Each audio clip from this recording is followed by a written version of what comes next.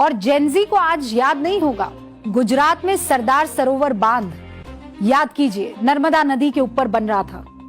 तब भी बांध की ऊंचाई बढ़ाने के विरोध में मेधा पाटकर जैसे तमाम लोग आए थे। नर्मदा बचाना है, पेड़ पकड़ के खड़े हो गए थे, याद कीजिए आप। विरोध इतना बड़ा कि विश्व बैंक ने इस योजना से अपने हाथ पीछे खींच लिए और इसके बाद 1993 में गुजरात सरकार ने बॉन्ड जारी किए।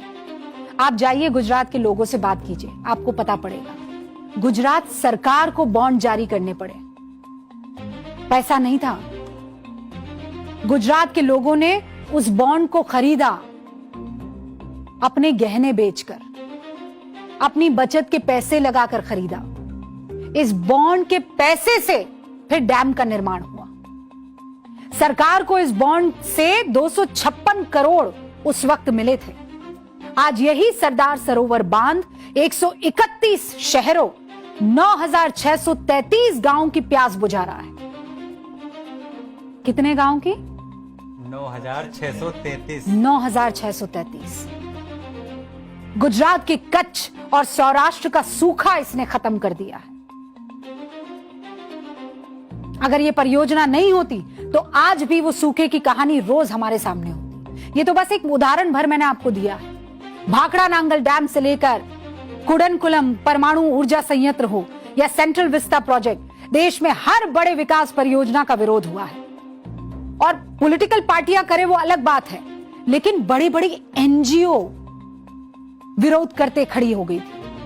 ऐसे ही थोड़ी देश में, दुनिया में सबसे ज्यादा एनजीओ, आपको पता था ये बात? हमारे देश में दुनिया भर के मुल्कों से सबसे ज्यादा एनजीओ हैं हमारे देश। गिनती बताऊं? क्या सोच रहे हैं आप, कितनी होगी? 10 लाख, 15 लाख, 20 लाख, 37 लाख एनजीओ इस देश में है। ऐसा कहीं नहीं है। एक और बात बताऊं? भारत में 811 नागरिकों पर एक डॉक्टर है।